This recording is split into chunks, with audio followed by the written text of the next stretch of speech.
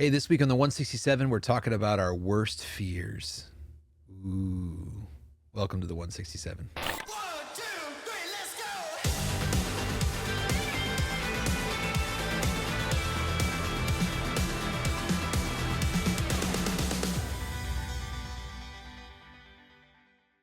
go!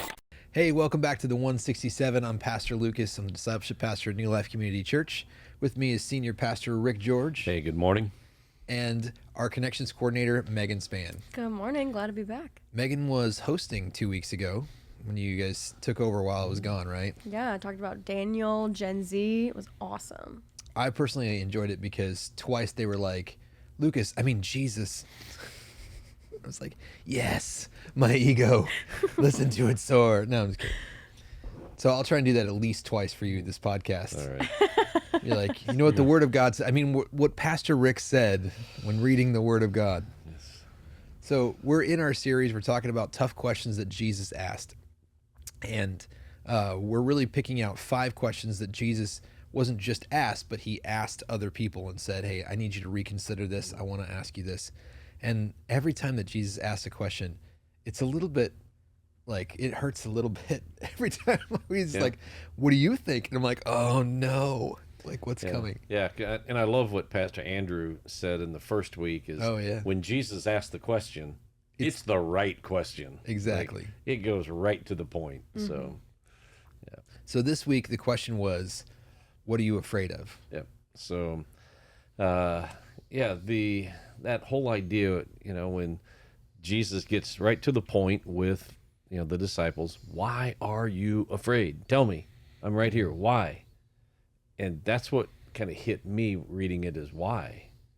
Like, why do I get fearful? Why do I slow down? Why? What is that thing that causes the fear in my life? And, when I stopped and thought through that, it's like, I had a great answer, and it was, I don't know. Like, it doesn't make sense. I know Jesus. I trust Jesus. I have faith in Jesus.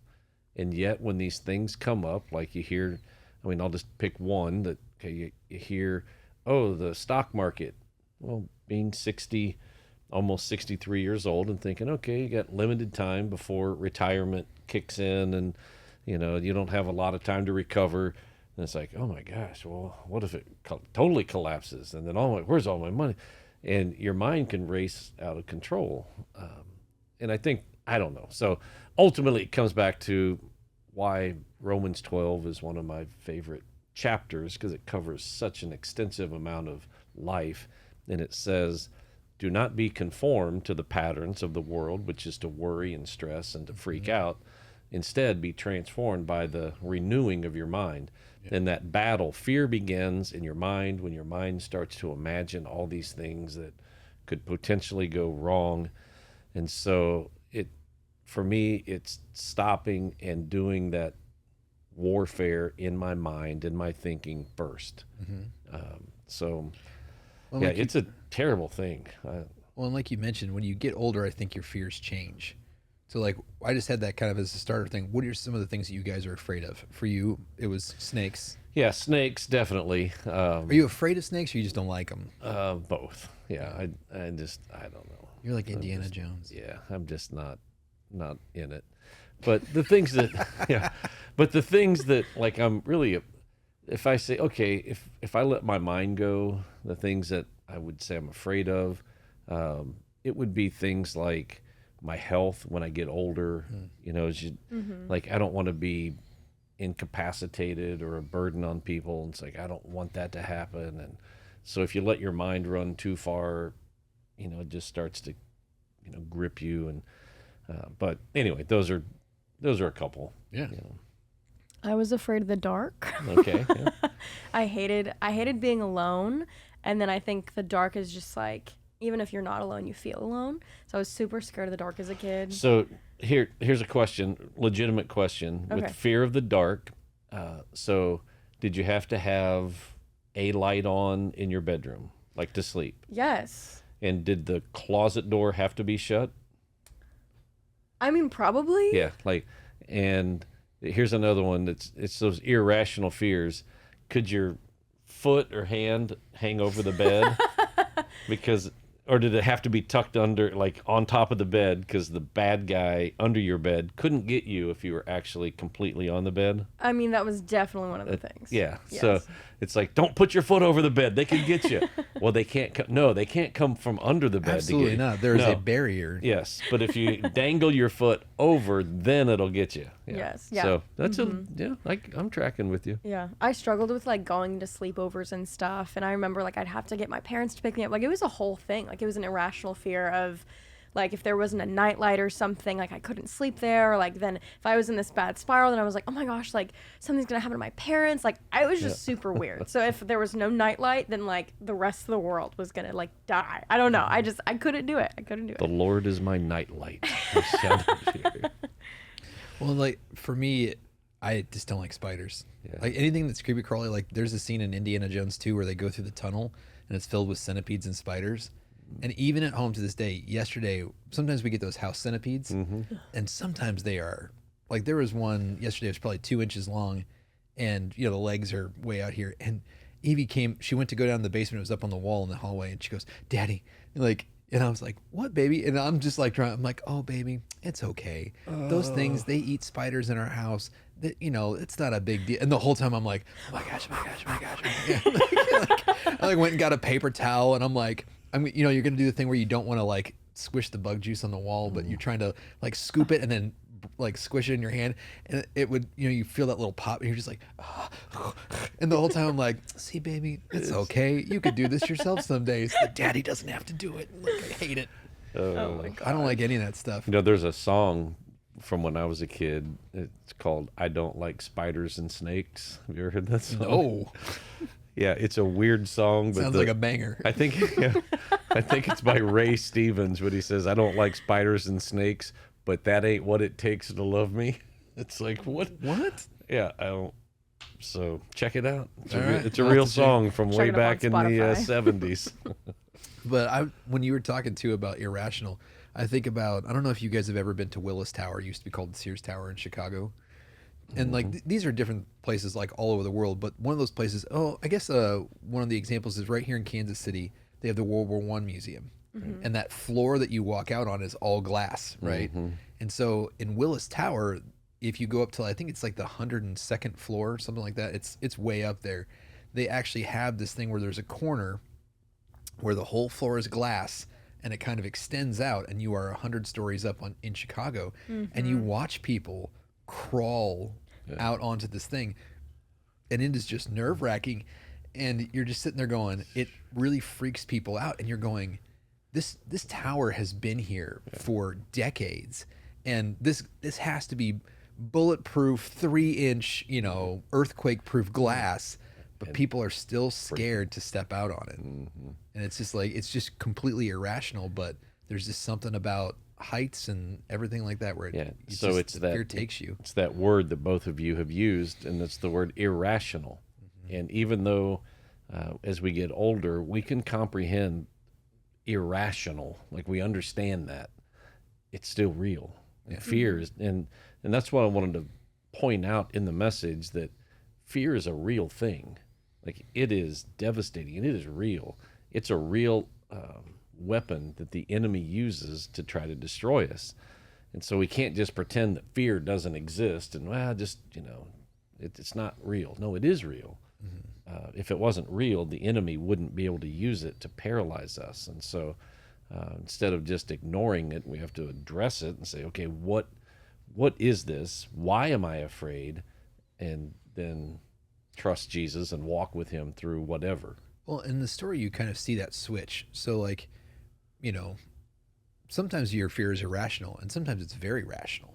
Like if like you said, you had that snake, and it's like, oh, it's a black snake, it's harmless. I'm like, but if it was a rattlesnake, or like that's a real rational fear. And in this story, you have the disciples who are in a boat that is very sinkable. Right. Like, let's just be honest. Like at that time, it's not like they have tons and tons of technology or whatever, but it's like, yeah, you could sink in the boat, you get tossed overboard, and they're in a storm, which is a real danger. And even the danger of, back then they could be out there, get sick, and then, they could die of sickness later. Like they're in a very rationally fearful situation, but the irrational part of it is that Jesus is in the boat. It's like, that to me is like, we kind of look at that and go, oh yeah, like when Jesus comes out, he's like, well, did you think that I was going to come to earth and, just die in a boat accident? It's like, and so then they're going, oh, and so it seems irrational for us because we get the hindsight of it. But you mentioned something in your message that I want to kind of dive into, which is you said that the storm was just as real for Jesus, and yet he's in the boat asleep. Right. Like Jesus is in the boat, it's being rocked and tossed, and like he's in there with us. And so when we think about that Jesus is in the boat with us, that we have the Holy Spirit riding along in our life, how do you feel like that should change our perspective when it comes to kind of being afraid of sometimes some things that are very rational? The first thing that comes to my mind is that nothing takes Jesus by surprise. Right? So it's not like he didn't know the storm was coming. He knew it. He knows about the storms. He's in control of the storms. He can dictate when they start and stop, and he has command over them, as he does with things of life. Like he is over all things, in all things, through all things. It says that, in him all things were created. And so he is a supreme being above everything. Like storms are not more powerful. Sickness is not more. There's nothing that's above or more powerful than him. And so when I realized that, well, this didn't take Jesus by surprise, which then again, when I thought that thought, I thought, man, they could never do a surprise birthday party for Jesus. He'd be like, surprise! No, I knew you were coming. We wasted the good surprise on you. So you can never surprise him. Nothing takes him by surprise. So the storm wasn't like a shocker, wasn't it? And so he was able to lay there. He knew, he knows the beginning and the end and everything in between. So he was resting because like he knows how it's going to play out. And they didn't. But they trusted what they could see more than they could trust what Jesus was or who Jesus is. And we do the same thing. We trust what we see with our physical eyes instead of trusting what we know about Jesus at his core and what the word tells us. And that's that constant battle. What do you think, Meg? I think for me, as you're talking about that, if I were a disciple, I wouldn't necessarily be scared that Jesus knew. It's that I know that he knows, and I still am stuck in the storm, Yeah. It's like I still have to go through this thing. And because Jesus doesn't promise us that everything's going to be easy and perfect, even though that's what I want it to be, right? That's what we want it to be. We want to be safe and comfortable. That's not what this life is. So I think like what you're saying, a part of it is trusting God that he will take care of you, and these challenges and trials provide endurance, and it's going to be hard, but it will be good for you. And I think it's that trust and that acceptance of that, because things can be scary, but also it's trusting God that he will be there with you through it and grow endurance from that experience. So I don't know. That's what's always hard is like, yes, Jesus is with us in the storm, but also we're still in a heckin' storm. So like that's still gonna suck. So well, and I think the question that his disciples ask him, I think is like kind of pointing to what you're saying, is they look at him and say, "Teacher, don't you care if we drown?" Yeah. Mm-hmm. Like I think that people say that a ton in our lives. Is we start to go through something and we're like, Jesus is with you, you can rely on him, and he's like, yes, but I think that he's just gonna let me drown. Like I think that he's going to wait, he's gonna delay, and it's like, and I'm just gonna die. Mm-hmm.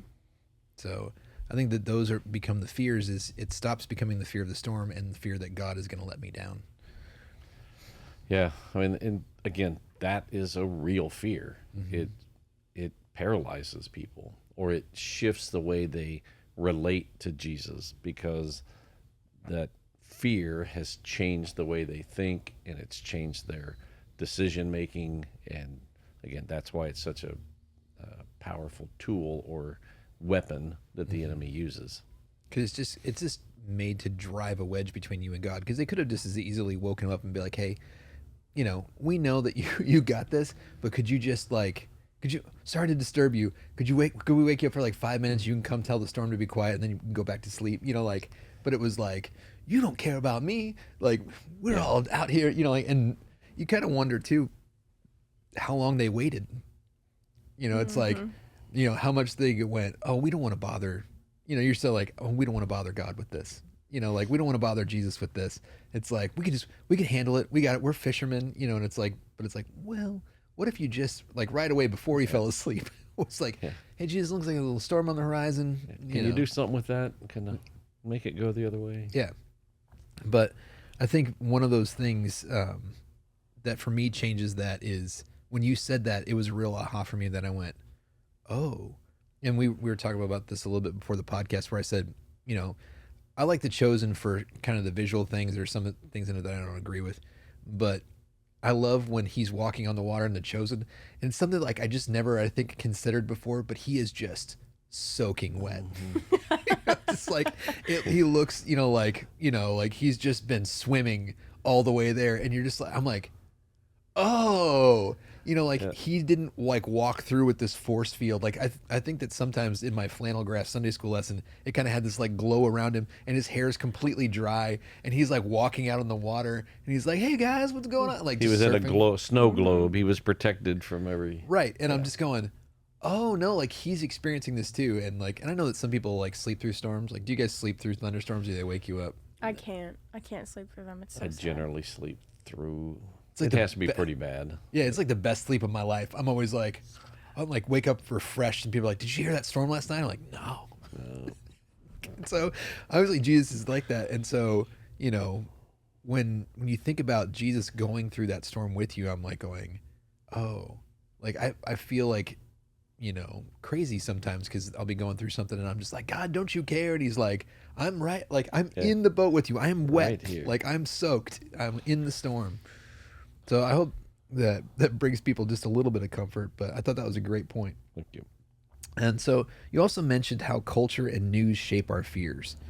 And so I wanted to kind of dive into that too, because right now our culture is very news conscious. It's very, I feel like the politics are kind of merging with celebrity, but there's also a ton of things that are happening in culture that, that just sway us and influence us, things with, movie culture or just even trying to stay up with things. And so I wanted to talk a little bit about how involved Christians can be with that kind of stuff without it becoming consuming. Like, what should our relationship be to the news and to culture? Like we mentioned earlier, if we're going, like right now everybody's concerned about tariffs, so they're concerned about the stock market. And it's like, how involved can we be in that and be concerned without it becoming something that's an unhealthy fear?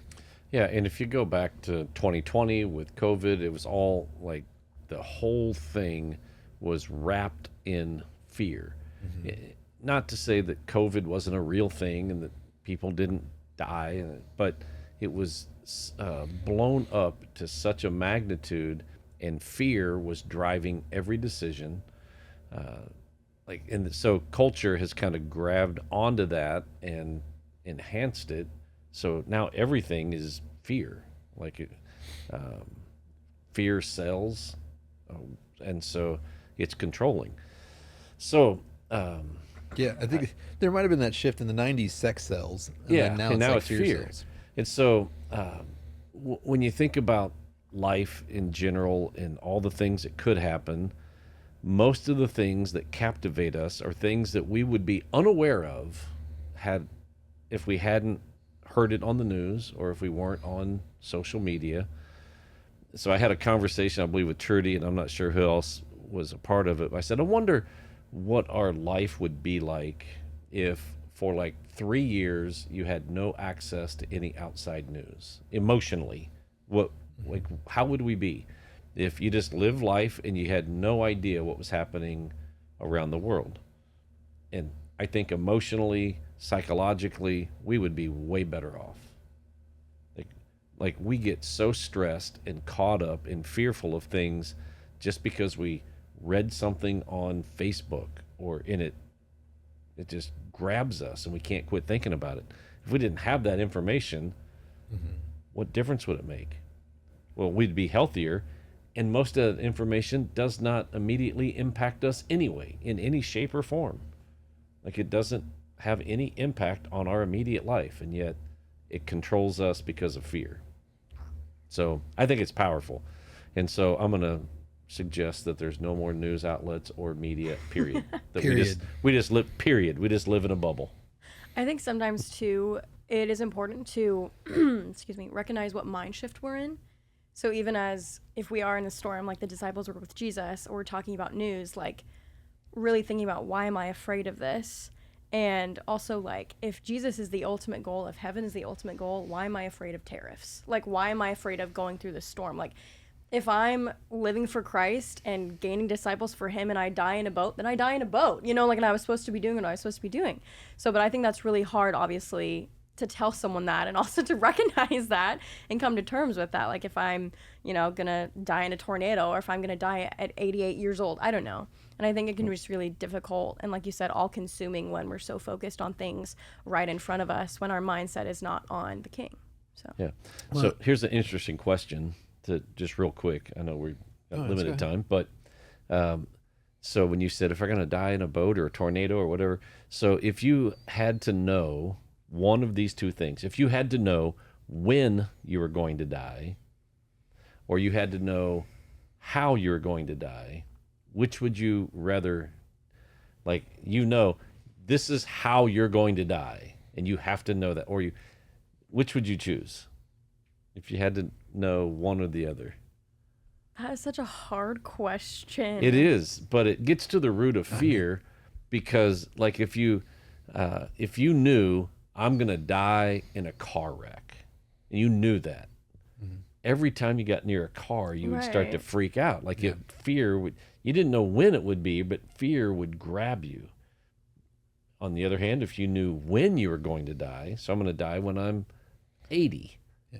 Like, life would be great until you started getting close to your 80 birthday. Then, but I don't know. Yeah. It's just an interesting No regrets, process to No think through. regrets. If you knew how you're going to die, how would that influence your life? Well, it would heavily influence it. I was gonna say, I get to cheat at that question a little bit, because I really think that there's so many books and literature out there that are just kind of tripe, and it's like stuff that it's, you know, sparkly vampires and, you know, sorry, I'm calling you. Don't come at me right now. All right.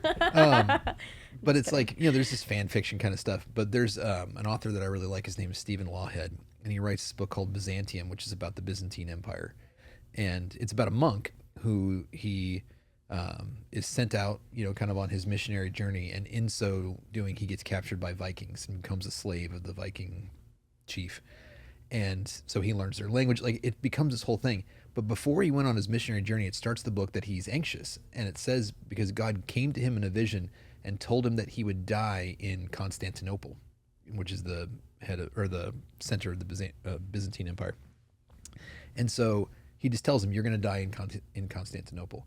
And so the whole book, he gets in like one situation after another. He like has this incredible adventure. Of course, it's like 900 pages. And at the end of his life, he's coming to Constantinople and he's praying, and he's kind of resolved everything. And he's like, Lord, why did you give me that vision? And the Lord comes to him. He's like, that was supposed to reassure you. Like, you know, like he has this whole adventure where he's like, he's almost pulled apart by horses and like beheaded, and like he goes to a Muslim country, and it's like, and he's like, I was trying to tell you you'd be okay, but you know, as a result, you were still worried about this, and you know, like it was just kind of a thing. So I get to cheat on that a little bit, where like I think that great literature teaches you a lesson, which is that I'm like going, yeah, if God told you you're gonna die when you're 70, I'm like, I'm going skydiving. I'm gonna go to that island where they kill all the missionaries. Yep. Like, I wanna- because Oh my God. because- they're not going to kill me. right, because I'm invincible until I'm 70.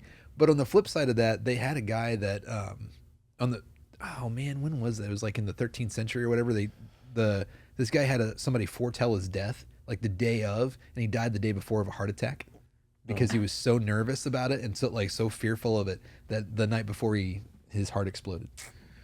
So like I get to cheat on that a little. Like, no, I don't know. I don't want to know when. I want to know where. Yeah. Or I want to know, you know, like How, when. yeah. Like I don't want to know. But Yeah.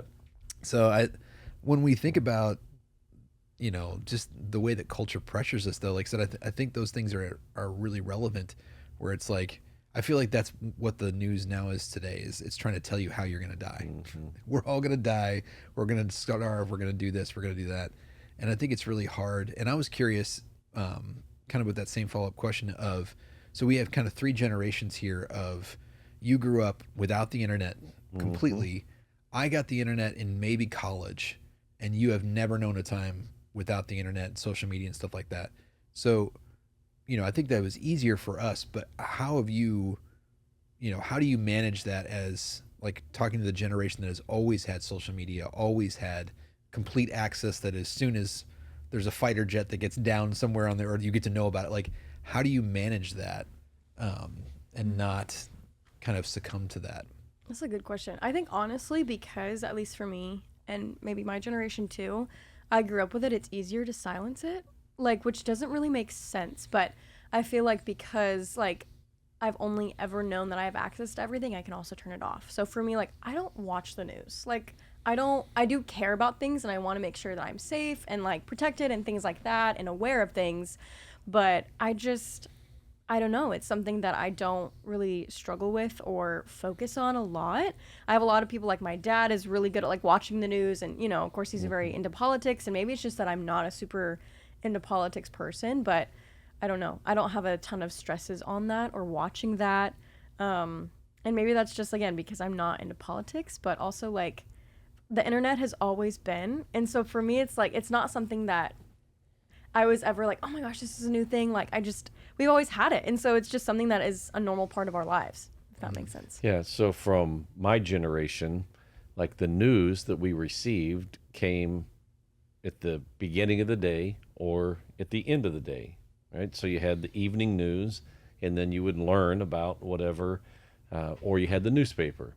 So you had the morning paper and the evening paper. And if something happened, well, I'll find out about it tomorrow, right? In the paper. Sometimes like 3 days ago, this happened. Yeah. And now it's, when it's happening, and everything that's happening as it happens. And I think that's what stirs fear in, perhaps it's just an older generation because we're not accustomed to that, but you see it and it's just more vivid and real and captivating. I also think too, because of where we're at, like our generation, I don't watch the news because I don't trust it. And like, I'd rather listen to a podcast, and I kind of trust that more. It's fake Well, news. and that is, Right. that From is China. true. So back, back when I was growing up and much younger, so you had Walter Cronkite, or you had these. I almost just said Walter Cronkite told me so. So you have these news anchors that were legitimate, journalists, and they were reporting the news. Now it feels like you have celebrities that are on TV that are just communicating some twisted version of whatever news outlet wants you to. And so, there's a lack of trust for sure. So I feel like there's not even not that there isn't a point for me to watch the news, because I do think, it is important to know what's going on in our world and things like that. But ultimately, if I'm going to know, like, people are going to tell me around me. So at that point, I just don't focus on it, because it just creates anxiety, and I don't even know if it's true. I just think that's important, because I think lately, I think that Christians especially have become very political, and I think it's because it started to touch us that we were starting to close churches for COVID, things like that. And all of a sudden we were like, oh, we've not paid attention to this. And so now there's kind of an overcorrect.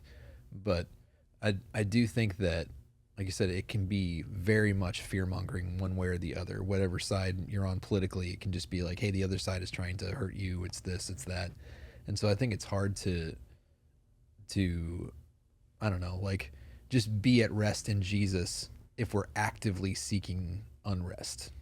Yeah. And I mean, for me, it's just important for me personally to continually remind myself that this is not taking Jesus by surprise. Mm-hmm. Like, it's not like, what? I didn't see that coming. Or like, I didn't know that was, no, he is there. He's in it. He knew it was coming, and he's walking through it with you, and I can trust him. Now, it becomes my responsibility to actually trust him, but the understanding that it didn't catch him by surprise. Well, I want to close with this because, I mean, whether it's through social media or news or whatever, like, or just circumstances, sickness, whatever, it's going to come. Like you said, the storm is going to come. Like, it's inevitable. And so, what do you guys do to kind of cultivate rest in your life? Like, not just sleep, but rest. So that comes through for me, worship, prayer, and practice. Like, I have to practice at resting because it doesn't come easy. So it's like a discipline. And there are times when I'm better at it than others. And there's times that I'm terrible at resting because, like, I can't get my mind to stop. And it's a daily discipline. So For me, when I rest, I mean, I think especially for our generation, I was never really taught what Sabbath was until I was in college. That even was a word in the Bible. So there's a lot of things, and with social media in front of us, we're go, go, go. Half of us like are just sitting watching people do their lives. Half of us are trying to be the best and the best business person. It's just like, it's so messed up. So trying to learn even what rest is, I feel like has been an interesting like journey for me. But for me, it's just like unplugging. Like, I don't have my phone with me at all, and I'll just be outside if I can and just like take a walk, go on a run, or just sit, like have a little picnic. I like to paint. I do things that I can't grade myself on. I'm very perfectionist minded. So if I'm just Say that like, again. What I do things that what? I don't know what I said. You said I do things that I can't grade myself on. Yes. That was good. Things that I can't focus on. So even if I'm like journaling to God, I like to journal my prayers. I won't care if I spell something wrong. I won't care if my handwriting looks bad. And I know those sound silly, but like from a person who wants things to be perfect or to be very well, like I throw that away and it doesn't matter. And I'm painting this stupid little picture and it might look really, really good. And it might look really, really bad. Or also that's why I do go on a walk, because I can't grade myself on that, or I just sit in silence. I try to do that every morning now. I try to sit in 10 minutes of silence. I don't have soaking music on. I don't have anything on at all. I just sit there in silence, and it's actually so great. Like, I don't even pray. Like, if I do have God tell me things, that's when he tells me things. But I just kind of sit there and like rest in the presence of God. And sometimes I don't feel anything, and sometimes I feel overwhelmed, right? Like, I don't know. It's just really interesting, and it's been cool to kind of learn what rest is. So I would just say things that you enjoy. So I love being outside. I like painting, doing, maybe it's playing piano. I don't know. Just like finding those things that also you can't be graded on, or shift your mindset to not grade yourself on those things. And then also just take time away from your phone, take time away from people. Like, isolation, honestly, silence and solitude is really what it is. But yeah, just sitting with the Lord, however that looks like. Yeah, sometimes I think that the Jewish people are kind of onto something where like they do that thing where it's like they literally have to, they can't be on electronics or like internet for 2 days or whatever over the weekend. And I'm like, oh, yeah, that's nice. Yeah. But I think for me, it's resting in, I'm going to say this imperfectly, but it's like, so a lot of times as pastors, like we're on emergency call, right? And it's like, sometimes people will text me and I literally have to ask myself, I'm like, is this the thing that I need to jump in my truck and go? Mm-hmm. Or do I go, hey man, I'm really sorry you're going through that. Why don't we have coffee on Monday? It's like, and just kind of trust and go, I am not this person's savior. Right. And I'm going to trust that Jesus has this. And so sometimes it's not even just me where that Jesus has me in my life, but I'm like, I'm trusting that Jesus has you in your life. And I'm like, I'm not going to get in my boat and go try and rescue your boat in the storm, where I'm like going, yeah, like if you need to get together, let's get together. Let's talk on the phone. But sometimes for me, rest is just going, hey, listen, are you okay? Let me pray for you on the phone. Mm-hmm. And then like, let's get together and have coffee on Monday, kind of a thing. And just kind of trust that God has this when I'm not on duty. Yeah. So, hey, I hope this was helpful for you guys. This week is going to be Palm Sunday, so we want to invite you to service here at New Life. And it's at 8:45 and 10:45. And I'm going to be speaking this week on Jesus asking the tough question, who do you say that I am? And then the week after that is Easter. Yeah, it's coming right up. So be here for Easter services. Yep. We added a 7 a.m., so we hope to see you there at 7 a.m. And we'll see you here next time on the 167. Thanks for joining us. If you enjoyed this episode of the 167, make sure you like, subscribe, follow, get notified, leave a 5-star rating and a positive review. Tell all your friends to listen as well. Make sure you go over to newlifegardener.com and check out all that we have to offer as a church, and check out our messages online as well. Thanks for listening.